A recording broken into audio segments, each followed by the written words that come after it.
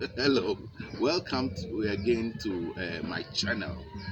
This is Rabbi Dr. Alfo. Uh, I started a series on the spiritual uses of the biblical verses. Today, I wish to continue from where I left off the other time. I've been receiving messages on my email, people complaining that in spite of whatever they do, they still do not get solution to their problems. What I want to do today is that before I go on the biblical verses, I'm going to prescribe three approaches I use in solving problems which seems unsurmountable, problems that would not yield to any form of prayer or any approach. These are the three methods I use in solving them. The first one is the approach I call the Joshua approach. This approach is such that you use the chapter 6 of the book of Joshua. You use chapter 6 of the book of Joshua, and the first day you recite the whole of the chapter 6 for 7 times. The next day you recite it for 6 times. The next day you will recite it for 5 times. In like manner, till you get to the last day where you recite it only one time. This approach sort of crash or crumbles your problem, just as the Jericho walls were crumbled. This is the method I use. Then the next approach is what I call the hand washing technique. This technique was taught to me by my father. When I've done everything and about a problem and the problem doesn't seem to move, what I really do is that I get a basin of water, soap, and then towel. Then I state the problem. You do it in a room. You can do it in a group, in a church. But what you do is that you state the problem. If it's a health problem, you state it. Well, I've been sick, I've been ill, I've prayed over it, I've done whatever I must do, and still this problem is not moving. Then you use the palliate approach. You wash your hands with the soap and water, and then you use the towel to clean it, just like Pilate did when Jesus Christ was brought to him. He washed his hands off him. So he said, I have washed my hands off this problem and I will not take it back. This is a method that seeks to bypass the conscious mind so that you get into the subconscious mind. And it's a very effective approach because I have proved its efficacy for myself. You wash your hands off the problem. If it's a health problem, you wash your hands with the soap off it and then you towel your hands. Then you state emphatically that I have washed my hands of this problem and I will not take it back. This doesn't mean that the problem will not creep into your mind. Definitely, the problem will creep into your mind. But anytime the problem comes back into your mind, you only state again affirmatively that I have washed my hands of this problem. I have given it unto God and I will not take it back. This approach is a very, very effective approach because it sort of bypasses the conscious mind straight into the subconscious mind, and you begin to see that you will have solution to your problem. The last one is to use the Psalm 65 approach. Psalm 65 is very, very effective as a blockbuster and as a road opener. When I say a blockbuster, it removes all sort of stumbling blocks in our ways. So you recite Psalm 65 with the holy name Yah. You recite it morning and evening for 21 days, and it will bring solution to your problem. In reciting of Psalm 65, you will say the password, which is Yahweh. I come to you in the name of Yah before you recite the problem. When you finish reciting it in the morning, you say a prayer which relates to your problem and ask God or Yahweh to help you solve it. You repeat this method for 21 days, and I assure you, this problem will pass by. Now, I will resume to the scriptures I was talking about. Actually, this is the Holy Bible, and giving the verses, scripture verses which we can put to use. In my last video, I showed methods by which you can deploy these verses to our own use.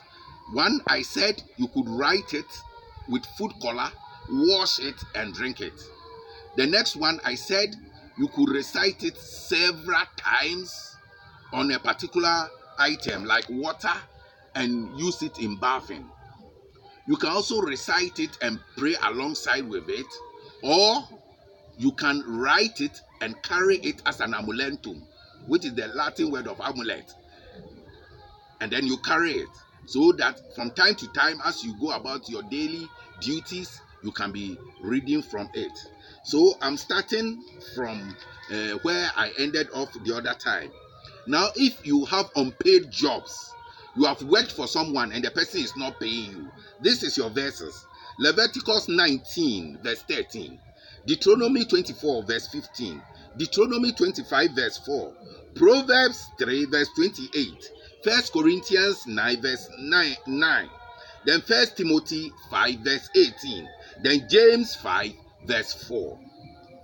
Then if you are going for a job interview or a visa interview or an interview and you want to be successful, please write this and carry it on you. It is Psalm 90 verse 17 and Luke 11 verse 9. Then if you are in a job and they are refusing to promote you, this is your prayer. It's First Chronicle 4 verse 10. Then if you want a steady work, it's Proverbs 16 verse 3. Then if you want to make mama's boy a great husband, I mean, if your husband is always relating to the mother, anything you tell him is relating to the mother, use Genesis 2 verse 24. You can recite this on water or on salt and use it to cook for your husband. Then to break the evil eye, you will recite Deuteronomy 15 verse 9. Then to keep a man at home, that is those of you who have your husband, they'll be going after work, they go for drinking spree and they will never come to the house. You have already showed you how you can deploy them, so you have to think you yourself envisage the way you will use it. It's Genesis 2 verse 24. Then on entering a new home, if you are going to stay in a new home, it's Genesis 37 verse 1. Genesis 37 verse 1. If you want protection at night, it's Genesis 49 verse 18. Then if you want help against a bully, if your child is being bullied when he goes to school, or you are being bullied, yours is Exodus 14 verse 14.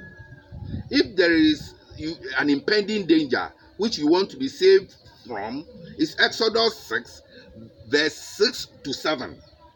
Then if you want to begin a new work, it's Exodus 36 verse 8. Then to drive off demons and evil spirits, it's Numbers 6 24 to 27. Then if you want to dispel fever, it's Numbers 12 verse 13. If the evil eye is working against you and you want to combat it, it's Numbers 21 verse 17 to 20. Then against wild beasts is Deuteronomy 18 verse 13. Then to be victorious in time of war, this time I don't think it's very necessary to go to war per se, but if there is a war of arguments, it's Deuteronomy 21 verse 10. Then for intelligence is Deuteronomy 33 verse 3 to 4. If you want to increase your intelligence, or your child is not very intelligent and you want him to be intelligent, you can read this on wine, you can read it on honey, and then give it to your child to drink. Then Proverbs 1 26 to 28 is against an enemy. Proverbs 5 18 to 19 is to help a married man with impotency. Then Proverbs 28 verse 22 is to reverse back jealousy and evil eye. Isaiah 10 verse 14 is for the financial reign of an enemy. Then Amos 9:16, yes, Amos 9:16 is for those who are litigating over a land. I've successfully used this one, because when you are sure that the land belongs to you and you are litigating with someone over the land, what you do is you pick a soil from the land, add some amount of salt, and read 7 times Amos 9:16 over it, and then go back and sprinkle the sand and soil on the land, and it's almost impossible for any person to take this land away from you. Thank you. I think once again I've been a blessing to you, and please subscribe to my channel, as there are more things on board coming. And bye. Have a good day. Thank you and bye.